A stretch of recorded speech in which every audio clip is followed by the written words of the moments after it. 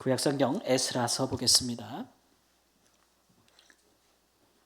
구약성경 에스라서 7장입니다.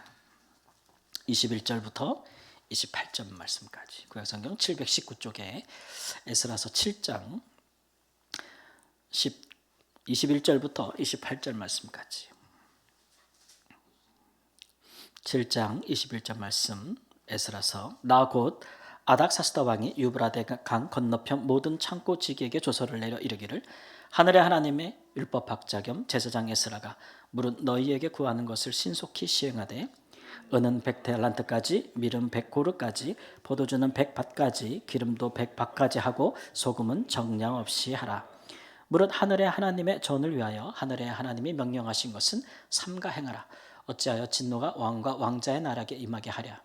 내가 너희에게 이르노니 제사장들이나 레위 사람들이나 노래하는 자들이나 문지기들이나 느디님 사람들이나 혹 하나님의 성전에서 일하는 자들에게 조공과 관세와 통행세를 받는 것이 옳지 않으니라 하였노라. 에스라여 너는 내 손에 있는 네 하나님의 지혜를 따라 내 하나님의 율법을 아는 자를 법관과 재판관을 삼아 강 건너편 모든 백성을 재판하게 하고 그중 알지 못하는 자는 너희가 가르치라. 무릇 내 하나님의 명령과 왕의 명령을 준행하지 아니하는 자는 속히 그 죄를 꼭 죽이거나 귀양 보내거나 가산을 몰수하거나 하였더라. 우리 조상들의 하나님 여호와를 송축할지로다. 그가 왕의 마음에 예루살렘 여호와의 성전을 아름답게 할 뜻을 두시고 또 나로 왕과 그의 보좌관들 앞과 왕의 권세 있는 모든 방백의 앞에서 은혜를 얻게 하셨도다.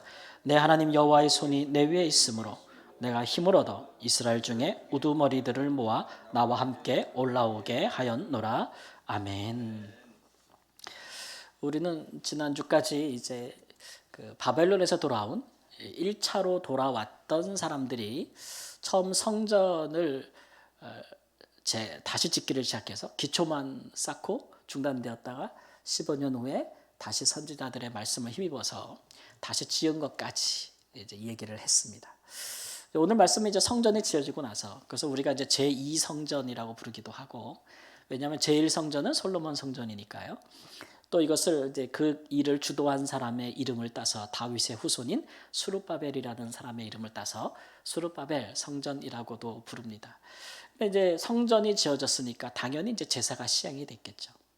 그럼에도 불구하고 아직 율법이 이제 시행되지는 않았다. 잘 사회 속에 시행되지는 않았다는 겁니다. 왜냐하면 뭐 건물만 잘 지으면 뭐 하겠어요, 그죠? 거기서 하나님의 말씀을 잘 가르치는 그래서 그 율법은 특별히 사회법이었잖아요. 그들 가운데 그 법을 잘 가르치는 자들이 필요한데 그런 일들이 잘 이루어지지 않고 그 일에 능한 자들도 이제 없었다라고 하는 것입니다. 우리가 계속해서 강조하는 바이지만 성전과 율법이 두 가지가 이스라엘을 하나님께서 세우신 두 기둥이라고 할 수 있는데 두 기둥 다 중요하겠죠. 그럼에도 불구하고 이 두 가지 중에 어떤 것이 더 중요하고 영원하냐라고 따져볼 것 같으면 이제 성전은 무너져도 율법은 사라집니까? 안 사라지지 않습니까? 그렇죠?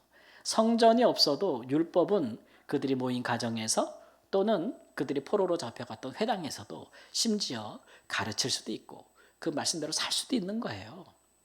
근데 만일 성전은 지어졌는데 율법이 없다면 어떻게 되는 것입니까? 그 성전은 오래가지 못합니다. 하나님의 법을 지키지 않고 사니까 그들이 드리는 제사가 의로울 수가 없죠. 그러니까 하나님께서 그 제사를 받지 아니하시기 때문에 결국은 그 성전은 하나님의 심판을 받아서 다 무너진단 말이에요. 그렇기 때문에 성전과 율법이 다 중요하지만 무엇보다도 더 중요한 것이 무엇이냐 그러면 그것은 바로 율법이 더 중요하다는 겁니다. 물론 이 두 가지가 이제 예수 그리스도 안에서 다 성취가 되어서 성전은 우리로 성령이 거하시는 전으로 영원히 무너지지 아니할 성전으로 예수님께서 완전케 하셨고 또 구약에 있는 율법도 예수님께서 완전하게 하셔서 새로운 그리스도의 계명, 새 계명을 주심으로써 완전케 하셨습니다. 그 계명이 무엇입니까? 서로 사랑하라고 하신 말씀입니다. 하나님을 사랑하고 내 이웃을 사랑하라. 이 법은 영원한 것이죠. 자, 이렇게 우리에게 이 말씀을 주셨는데 그래서 이제 스룹바벨 성전이 세워진 뒤에 약 100년 뒤에 다시 2차 귀환이 이루어집니다. 포로가 제가 전부 몇 차까지 왔다 그랬냐면 3차인데 그 간격이 꽤 길었다 그랬는데 특별히 1차와 2차 사이가 길었어요.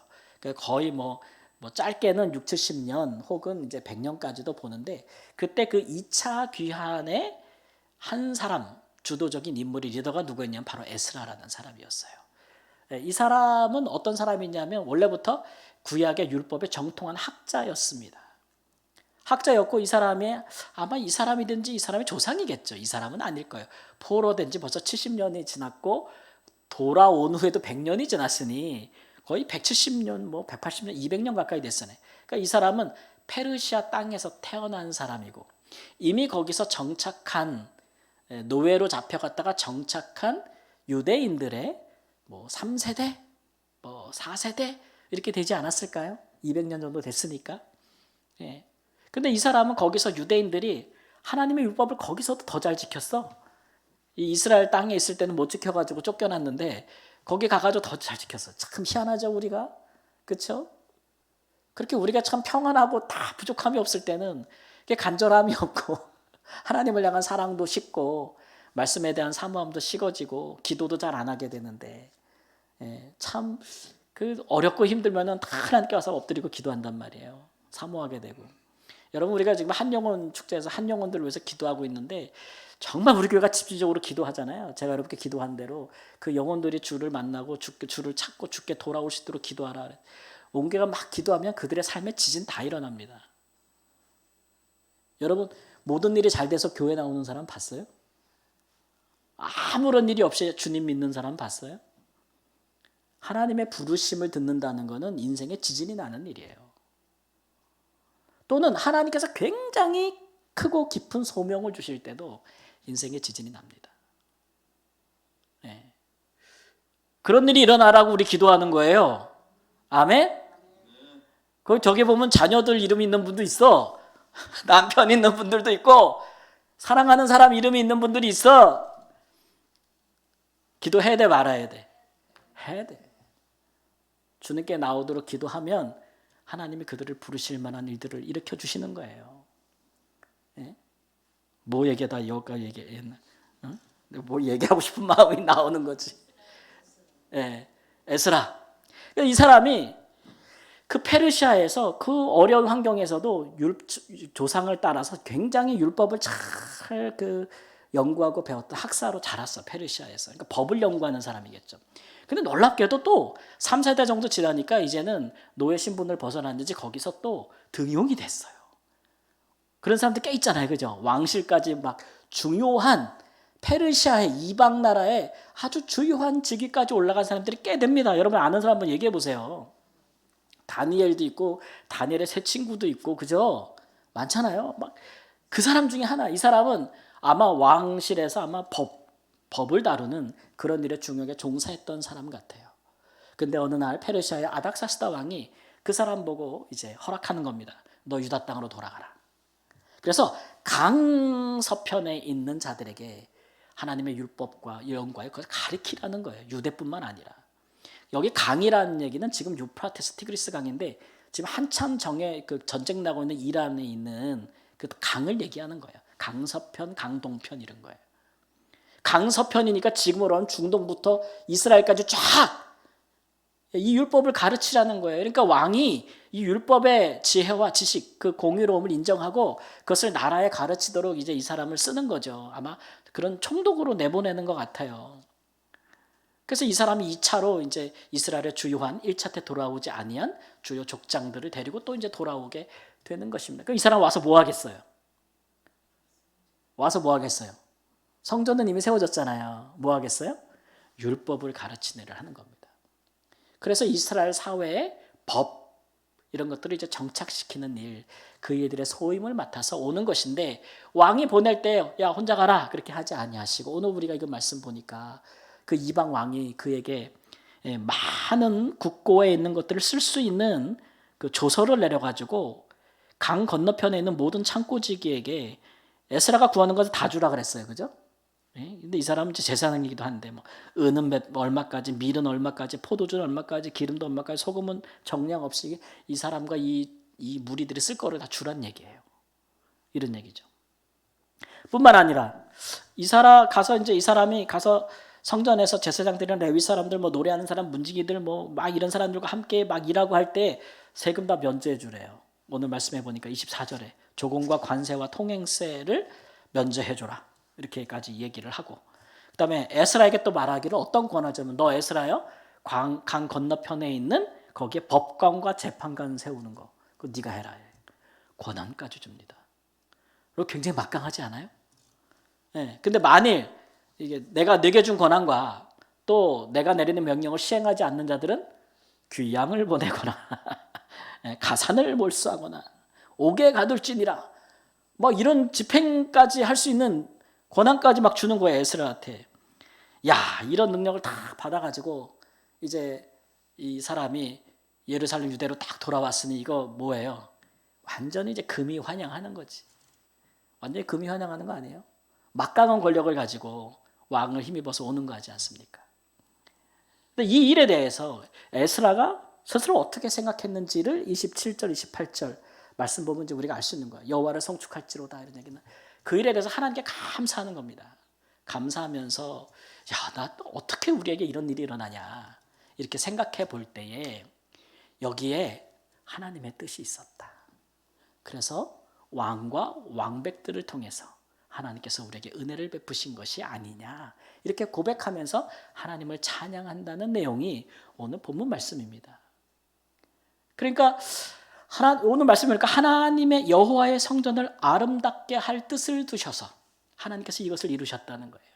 성전을 아름답게 하신다는 것이 뭐 이미 지어진 성전을 더 아름답게 건축한다는 얘기가 아니죠. 성전의 아름다움을 뭐로 표현하고 있냐면 성전에서 나오는 율법, 하나님의 말씀의 시행을 얘기하는 거예요.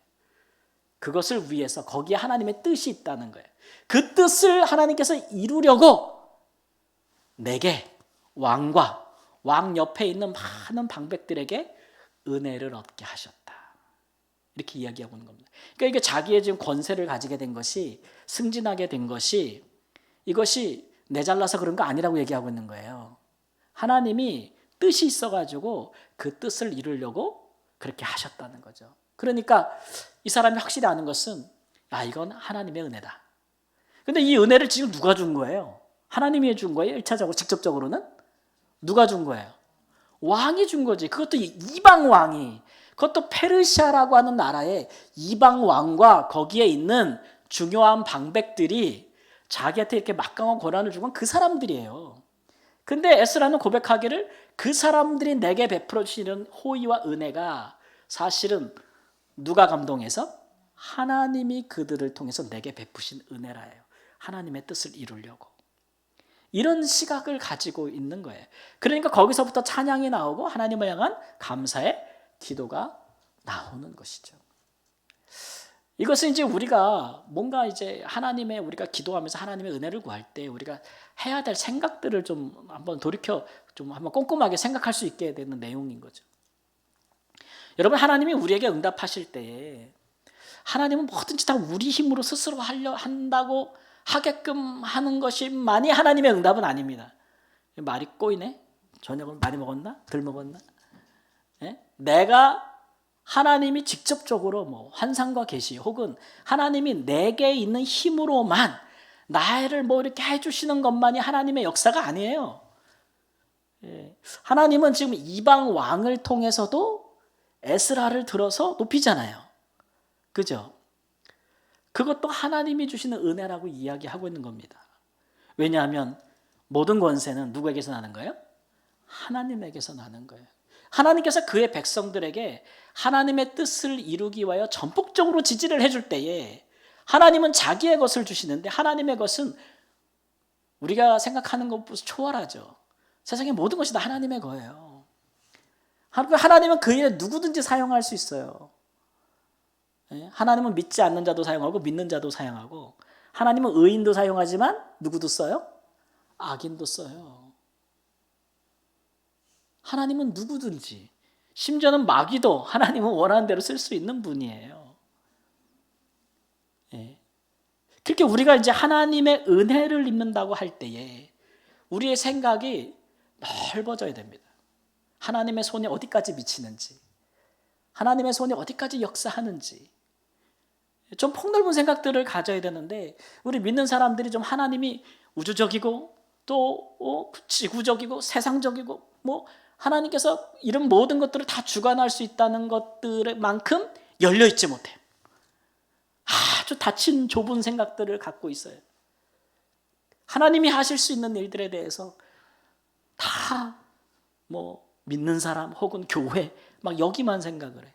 하나님이 무엇이든지 누구를 통해서든지 일할 수 있다는 것에 대해서 여러분 우리가 열린 사고를 가질 수 있기를 바랍니다.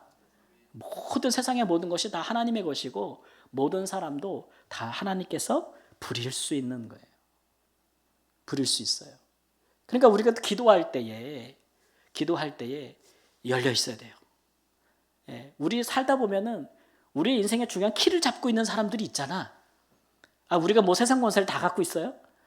내가 하는 일에 중요한 결정권을 갖고 있는 사람이 있어. 그 사람이 목사요? 장로요? 그래요? 사회 나가면 다르잖아. 그런 사람, 높은 사람도 있어요? 없어요?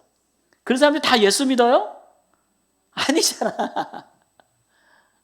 그래도 하나님이 내게 역사할 것 같으면, 내게 은혜를 주실 것 같으면 그 사람 통해서 하는 거예요. 우리 하나님 그런 거 그렇게 무시하지 않아요. 그러니까 하나님의 백성들이 그것을 놓고 기도할 때 그만한 사고를 가지고 기도해야죠. 그리하실지라도 하나님이 하시는 것이라는 생각을 가지고 있어야 돼요. 그러면 내 인생에 중요한 키를 갖고 있는 사람이 현실적으로 누가 있어. 그러면 어떻게 해야겠어요? 기도할 때. 그 사람을 위해서 기도해야 돼, 안 해야 돼? 해야죠. 꼴 보기 싫어도 해야지. 공연이 힘을 갖지 않았는데 그 사람이 공연이 권세를 가진 게 아니에요. 그죠? 근데 우리가 그를 위해서 기도하는 것은 그를 봄이 아니고 그 위에 계신 누굴 봄이에요? 하나님을 봄이에요. 그 믿음으로 하는 것이죠. 그리고 우리가 또 두 번째로 생각해야 될 것은 여러분, 하나님의 은혜를 주시는데 에스라가 느낀 것은 하나님이 뜻을 두셔서 그 일을 하는 나에게 은혜를 주셨다고 느낀 거예요. 뭐가 먼저냐 그러면 하나님의 뜻이 먼저야. 하나님의 성전을 아름답게 할 듯.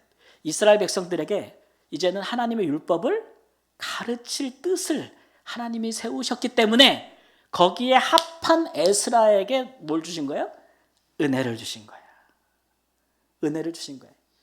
이게 신앙생활 하다 보면은 꼭 이렇게 조금 이렇게 걱정되는 부분이 있는데 이게 뭐냐면은 너무 자기중심적으로 생각하는 거 있죠. 신앙을 다. 모든 것을 다 나 중심적으로만 생각하는 그런 생각의 오류에 착각에 빠질 수가 있어요.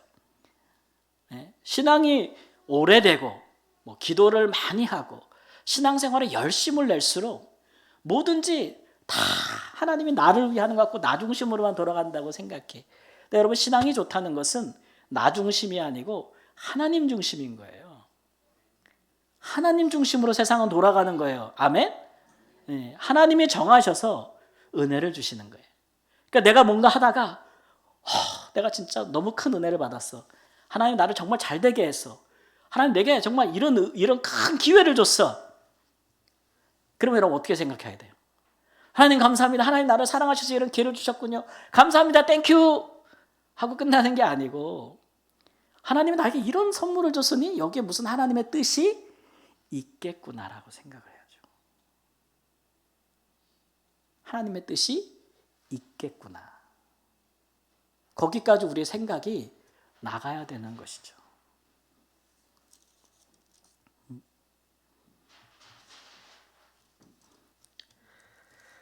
반대로 내가 깨닫는 거는 뭘 받고 나서 그럼 여기에 하나님의 뜻이 있겠구나 이런 생각을 뒤늦게 할 수도 있지만 하나님의 뜻을 먼저 생각할 수도 있겠죠. 내가 하다 보니까 이게 하나님의 뜻이야. 하나님 나한테 지금 알려주셨어. 어떤 경로를 통해서 이거 하는 거 하나님 뜻이야. 내 마음에 감동이 와. 하나님의 뜻을 딱 줬다는 게 내 마음에 감동이 왔어. 그럼 뭐 하란 얘기요? 뜻을 두셨다는 얘기는 뭐 하란 얘기요? 하란 얘기요? 말란 얘기요? 하란 얘기지. 하란 얘기죠. 근데 우리가 이 부분에 생각할 때 우리가 좀 생각해 볼 게 있어요. 근데 우리가 하나님의 뜻을 알고 나면 이거 하라는 게 하나님 뜻이구나 라고 알고 나면 그다음부터 우리가 어떻게 행동하기 쉽냐면은 그것을 할 수 있는 모든 환경과 조건이 될 때까지 기다리는 거야. 완벽하게. 하나님의 뜻이라면 모든 것이 다 완벽해야 돼. 내가 생각해 볼 때, 내가 계산해 볼 때 하나님 나한테 뭐를 하라 그랬어. 그러면 그 환경이 다 그거 할 만큼 퍼펙트하게 돼야 이게 진짜 지금 하는 거구나 이렇게 생각한다는 거죠. 근데 여러분 그거는 아니에요. 그거는 아니에요. 하나님은 우리가 따라해 보세요. 믿음으로 살기를 원해요. 믿음이라는 게 뭡니까? 보여서 믿습니까? 믿음은 믿음 바라는 것들의 실상이요 보이지 않는 것들의 증거다. 하나님이 뜻을 두신 것이 내가 알면 뭐 하는 거예요? 하는 거예요. 하는 건데 문제는 내가 생각해 볼 때 할 만한 상황이 아닌 것 같은 거야. 그러면 이거 할 때 걱정이 있겠어요, 없겠어요? 조마조마하겠어, 안 조마하겠어? 조마조마하지. 네. 그 마치 이렇게 마음을 저울에 달아보는 것 같아. 무슨 바람 보면은 깃발이 이리 불리고 저리 불리는 것처럼, 네? 그런 것 같다. 근데 그런 일을 믿음으로 하나님의 뜻이 있다고 생각해서 하면 가는 만큼 하나님이 역사해요. 가는 만큼. 하는 만큼 하나님의 은혜가 역사해요. 근데 뭐 엄청나게 많은 것을 다 하나님 미리 다 주고 보여줘가지고 아무 걱정 없이 가게 하시는 것이 아니라 많은 어려움과 고난이 있을지라도 그 일을 기가 막히게 하나님이 풀어가요. 행하는 사람과 함께. 이런 일들은 하나님의 뜻을 행하는 일들은 하나님 나라에 속한 일 때문에 당연히 반대하는 일이 있고 대적하는 사람들이 있고 대적하는 영들이 있죠. 뭐 무사한 일 만사형통으로 하나님의 일을 하는 게 어디 있어요? 그거 준비 안 하고 나갔다면 큰일 나는 거예요. 여러분 전쟁에 준비하지 않고 나가서 어떻게 돼? 큰일 나는 거예요. 세상 일보다 하나님의 일이 더 그래. 사실상 모든 것이 다 하나님의 일이에요. 근데 우리가 그걸 믿음으로 나가면 하나님이 그만큼 감당할 힘을 줘요. 힘을 줘. 아무리 생각해도 안 되는데 감당할 힘을 줘서 한 걸음 나가고 한 걸음 나가고 한 걸음 나가게 하신다고. 그것들이 하나님이 뜻을 두셔서 하는 일들인 것입니다. 하나님이 거기에 왜 뜻을 두시겠어요? 왜 거기에 하나님의 뜻을 두시겠어요? 지금 거기가 하나님의 뜻에 안 맞기 때문에 그런 거야. 하나님 뜻에 다 맞는 상황이면 하나님께서 거기에 뜻을 왜 두시겠냐고. 뜻을 두신 만큼 상황이 하나님 보시기에 아니래서 뜻을 두는 거예요. 그러니까 그 뜻을 두심에 있어서 내가 행동을 하면 거기에 반대가 있겠어요, 없겠어요? 걸림돌이 있겠어요, 없겠어요? 반발작용이 있겠어요, 없겠어요? 다 있는 거죠. 우리 작용, 반작용 있잖아. 있을 수밖에 없는 거예요. 그러나 그것보다도 하나님이 공급하시는 게 더 크고 하나님의 역사가 더 강하기 때문에 능히 이길 수 있는 거죠. 하나님이 그렇게 하나님의 사람들을 통해서 일을 하신다라는 것들을 우리에게 보여주고 계신 겁니다. 여러분 믿음이라는 것들이 어떻게 보면 위험 요소가 많아요. 아무것도 보장된 것이 없는데 하나님 믿고 가라는 거 아니에요? 하나님 믿고 하라는 거 아니에요? 근데 여러분 보장된 게 적을수록 우리 흔히 그런 얘기 하잖아. 하이 리스크. 그럼 뭐예요? 하이 리턴이에요. 위험이 크면 보장이 적으면 뭐가 많아요? 나중에 얻는 게 많은 거예요. 얻는 게. 하나님 우리를 다 각자 아시니까 우리의 믿음이 어느 정도인지도 다 아시고니까 하나님께서 우리대로 우리만큼 하나님께서 우리에게 도전하실 거예요. 도전하실 거예요. 나도 요즘 힘들어 죽겠어. 우리 성도님들이 힘든 분들이 많아서 나도 힘들어. 조마조마해. 마음이 막 타 나도. 저도 그렇습니다. 근데 그런 생각을 하죠. 지켜보는 나도 그러니 우리 성도님들은 얼마나 그럴까. 말로도 할 수 없을 것 같아요. 근데 이런 일들은 하나님께서 특별한 목적을 두고 하시는 일이라고 생각합니다. 죽어라 죽어라 하는 것은 하나님이 살아라 살아라 하고 하는 거예요. 그만큼 깊은 수렁에 빠지는 것은 그만큼 하나님이 건지시고 구원하시는 역사가 크다는 걸 보여주기 위해서 하시는 것이라고 믿습니다. 우리에게 요구되어지는 것은 믿음이고 그 일에도 하나님의 뜻이 있다는 것을 깨닫는 것이고, 그래서 두려워하지 않는 것이고, 내가 이것을 감당할 힘은 하나님께로부터 온다는 것을 알고 주를 의지하는 것입니다. 그렇게 나가면 여기에 주의 뜻이 있다고 믿으면 우리가 할 때에 하나님께서 은혜를 주실 것입니다. 누군가 돕는 손이 나타날 거예요. 누군지는 상관없어요. 하나님이 돕는 손을 보내주실 겁니다. 그것이 하나님께로부터 났다는 것을 알게 하실 줄을 믿습니다. 사랑하는 성도 여러분, 하나님이 하시는 일이 있으니 그만큼 우리 기도가 따라가야 되지 않겠습니까? 그러므로 이번에도 우리가 함께 우리 교회의 대표 주자들로서 하나님 앞에 마음을 다하고 뜻을 다해서 기도할 수 있기를 바랍니다. 예수는